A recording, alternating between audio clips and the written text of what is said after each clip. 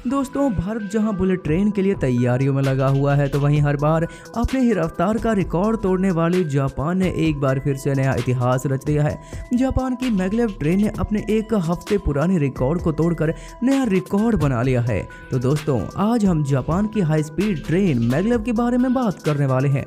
Japan पूरी दुनिया से कितना आगे है यह हम सब जानते हैं, तभी तो जापान में आज से 58 साल पहले ही 1964 में बुलेट ट्रेन का आविष्कार कर दिया गया था। वो अभी कोई ऐसी वैसी ट्रेन नहीं है। 210 किलोमीटर प्रति घंटा की रफ्तार से दौड़ने वाली हाई स्पीड ट्रेन, इसने जापान के ट्रांसपोर्ट सिस्टम को हमेशा के लिए बदल कर रख दिया था। जहां सारी दुनिया में हाई स्पीड रेलवे की शुरुआत हो चली थी, तो जापान ने फिर से रेलवे नेटवर्क को नई ऊंचाइयों पर पहुंचाने का प्लान बना लिया। दोस्तों, जापान में इस समय ऐसी ट्रेन भी है जिसकी मैक्सिमम स्पीड 600 किलोमीटर प्रति घंटा तक पहुंच सकती है। कुछ लोगों ने जापान के फेमस मैग्लेव बुलेट ट्रेन के बारे में सुना ही होगा, जो जापान ऑलरेडी टेस्ट कर चुकी है। यह भी train next level high speed का अनुभव कराने के लिए तैयार है। सन 2027 तक जापान में 600 किलोमीटर प्रति घंटा से भी ज्यादा रफ्तार दौड़ती दिखाई देगी। इसकी स्पीड इतनी ज्यादा होगी कि यह 3 से 4 इंच जमीन से ऊपर उठ जाएगी। दोस्तों, ऐसी ट्रेन का अनुभव करने के लिए तो आपको जापान ही जाना होगा, लेकिन इसके बारे में जानने के लिए आपको कहीं जाने की जरूरत नहीं है। बस यूं ही हमारे साथ वीडियो के अंत तक बने रहें। Welcome to Smart Info. दोस्तों, हम आपको यहीं बैठे बैठे कुछ ही मिनटों में दुनिया के सबसे तेज ट्रेन के बारे में बताने जा रहे हैं, तो बने रहिए अंत तक हमारे साथ इस वीडियो में। दोस्तों, इस ट्रेन का नाम एससी मैग्लेव है। आपको बता दें कि यह विश्व की सबसे तेज ट्रेन है। 2027 तक एससी मैग्लेव की स्पीड इतनी ज्यादा हो जाएगी कि टोक्यो से नागोया तक पहुंचने में केवल 40 मिनट तक का समय लगेगा, जो बाय एयर से भी कम का समय लगेगा। दोस्तों, मैग्लेव कोई नया नाम नहीं है, जो कि आज भी दुनिया के कुछ देशों में मैग्लेव बुलेट ट्रेन दौड़ती है और उनकी स्पीड भी 500 किलोमीटर प्रति घंटा से ज्यादा पहुंच सकती है।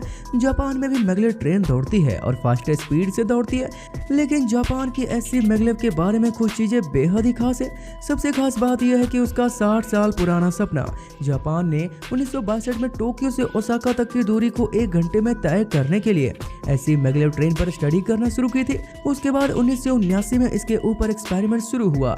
एक्सपेरिमेंट साइट थी मियाजाकी टेस्ट ट्रैक।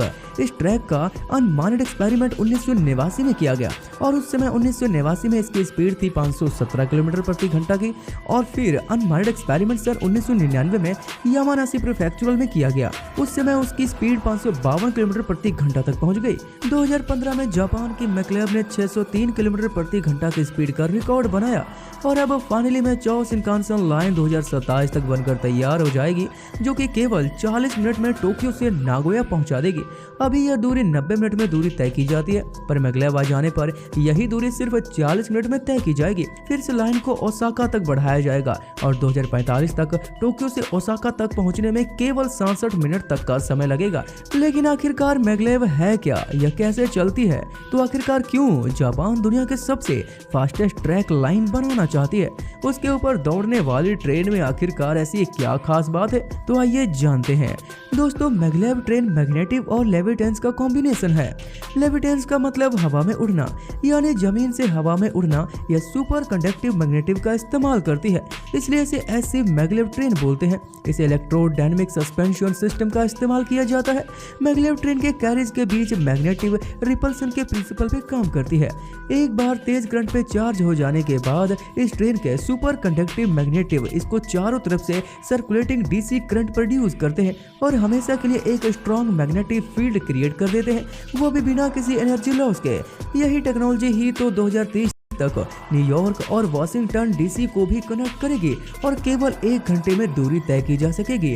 ट्रेन को सक्सेसफुल ऑपरेट करने के लिए 3 ऑब्जेक्टिव को पूरा करना जरूरी होता है: प्रोपेल, लेविटेट, गाइडेंस। इसे समझने से पहले आपको इसके सुपर कंडक्टिव मैग्नेट को समझना बहुत जरूरी है।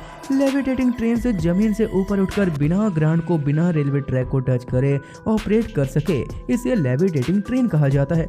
ऐसी ट्रेन को जरूरत होती है कि बहुत ही ज़्यादा पावरफुल इलेक्ट्रोड मैग्नेट की। यह मैग्नेट जितने पावरफुल होंगे ट्रेन में उतना ही ज़्यादा लिफ्ट फोर्स और प्रोपलिन फोर्स बनेगा, जिससे ट्रेन की स्पीड बहुत ज़्यादा तेज हो जाएगी।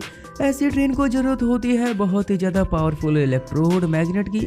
यह मैग्नेट जितने पावरफुल होंगे ट्रेन उतना ही ज़्यादा लिफ्ट फोर्स और प्रोपलिन फोर्स बनाएगा, जिससे ट्रेन की स्पीड बहुत ही ज़्यादा तेज हो जाएगी। नॉर्मल इलेक्ट्रोड में हीटिंग की वजह से यह पॉसिबल ही नहीं है, पर सुपर कंडक्टिव मैग्नेट में जीरो रेजिस्टेंस के साथ बहुत ही ज़्यादा मात्रा में करंट फ्लो प्रोड्यूस किया जाता है, इसलिए सुपर कंडक्टेंशन मैग्नेट ही इसके लिए परफेक्ट है। और सबसे दिलचस्प बात यह है कि सुपर कंडक्टिव कॉइल्स को केवल एक ही बार चार्ज करने की जरूरत होती है। अब सुपर कंडक्टिव कॉइल्स को इस्तेमाल करते हुए सबसे बड़ा चैलेंज सामने आता है कि कॉइल्स को सुपर कंडक्टिंग स्टेज पर ही बनाए रखना, इसलिए इसमें लिक्विड हीलियम रेफ्रिजरेशन सिस्टम का इस्तेमाल किया जाता है। अब इस कॉम्बिनेशन के बाद प्रोपेल करना बहुत ईजी हो जाता है। प्रोपेल यानी कि आगे की तरफ पुश करना, इसके लिए गाइड वेज में नॉर्मल इलेक्ट्रोड मैग्नेट्स का इस्तेमाल किया जा सकता है। इन्हें प्रोपेलिंग कॉइल्स बोला जाता है। इन्हें गाइड वेज के अंदर ही फिक्स किया जाता है। गाइड वेज ट्रेन ट्रैक्स पर दोनों तरफ से लगे होते हैं। यह मैग्नेटिक कॉइल्स और प्रोपेलिंग कॉइल्स क्रॉस कनेक्ट होती है, फिगर 8 पैटर्न में एक दूसरे से सटी हुई होती है, जिससे इलेक्ट्रोड मैग्नेट फॉर्म होते हैं। ट्रेन में मोशन को शुरू करने के लिए पहले तो ट्रेन रबर के व्हील्स पर चलना शुरू करती है और बाद उसके नीचे लगे हुए मैग्नेट्स गाइड वेज में लगे मैग्नेट्स को इंटरेक्ट करना शुरू करते हैं। उसके बाद जब 150 किलोमीटर प्रति घंटा तक की स्पीड पहुंच जाती है, तब मैग्नेटिक फोर्स इतनी स्ट्रांग हो जाती है कि लेविटेशन का ऑब्जेक्टिव पूरा हो जाता है, यानी कि 4 इंच ट्रैक से ट्रेन ऊपर उठ जाती है। अब ऐसा होने पर ट्रेन और ट्रैक के बीच कोई फ्रिक्शन नहीं होता। इसकी रफ्तार अब बेहद ही तेज की जा सकती है। उसी समय मैग्नेटिक फोर्स जिससे ट्रेन लिफ्ट होती है, वही फोर्स उसे प्रोपेल करना शुरू करती है, यानी कि आगे की ओर बढ़ाती है। यह गाइड वे के सेंटर में रखती है। जब यह ट्रेन रुकती है तो रबर के टायर पर होती है, साथ ही मैग्नेटिक कनेक्शन भी नहीं होता, तो ट्रेन लेविटेट नहीं करती बल्कि यह जमीन पे आ जाती है। अब हमने आपको अभी तीसरे ऑब्जेक्टिव के बारे में बताया था, वह था गाइडेंस। इसका मतलब है कि ट्रेन को सेंटर में रख पाना, ताकि ट्रेन किसी भी साइड या गाइड वे से टच ना हो सके। लेविटेशन के समय भी बीच में ही रहे, क्योंकि अगर ट्रेन पहियों पर चले, चक्कों पर चल रही है, तब तो यह जायज है कि ट्रेन ट्रैक पर ही चलेगी। लेकिन जब ट्रेन हवा में है, जमीन से ऊपर उठ गई है, तब तो गाइडेंस ही मुश्किल है, उसे स्टेबल रख पाना मुश्किल है। जैसा कि हमने आपको बताया कि फिगर 8 शेप कॉइल को ऑब्जेक्टिव को अचीव करना पॉसिबल है। सेम मैग्नेटिक फोर्स से ही गाइडेंस का काम पूरा हो जाता है। दोस्तों, यह पूरी टेक्नोलॉजी जापान के इंजीनियर ने आज से 60 साल पहले अचीव की है, जो कि बहुत ही बड़ी बात है, जिसकी वजह से हाई स्पीड मैग्लेव ट्रेन से सुपर कंडक्टिव मैग्लेव ट्रेन तक पहुंच पाई है और हाई स्पीड लेविटेशन ट्रेन बनाने का सपना जापान का पूरा होने वाला है। दोस्तों, हम आपको बता दें कि जापान इतनी सावधानी से अपनी टेक्नोलॉजी को डेवलप करता है कि जापान की हाई स्पीड रेलवे लाइन के 60 साल के इतिहास में अब तक एक भी, यानी कि नॉट अ सिंगल वन, कोई भी जानलेवा हादसा नहीं हुआ है, जो कि अपने आप में एक बहुत ही बड़ा रिकॉर्ड है। दोस्तों, टोक्यो से ओसाका तक का जो रूट है, उसके स्टॉप्स शिनगावा, सागामिहारा, कुफो, लीडा और नाकाटोसुगवा स्टेशन पर भी होंगे। दोस्तों, टोक्यो से ओसाका तक के इस 286 किलोमीटर तक का मैग्लेव बुलेट ट्रेन ट्रैक का 80% हिस्सा तो अंडरग्राउंड होगा। इस प्रोजेक्ट की टोटल कॉस्ट $55 बिलियन, जो कि भारतीय रुपयों में 44,000 करोड़ रुपए से भी ज्यादा है। यह ट्रेन जब पूरी हो जाएगी तब एक ट्रेन में 16 कैरीज होंगे। एक ट्रेन में एक साथ 1000 लोग कंफर्टेबल ट्रैवल कर पाएंगे। फिलहाल लोगों को मैग्लेव टेस्ट राइड के लिए समय समय पर इनवाइट भी किया जाता है। टेस्ट राइड के लिए टूरिस्ट को यामानाशी प्रीफेक्चर एग्जीबिशन सेंटर जाना पड़ता है।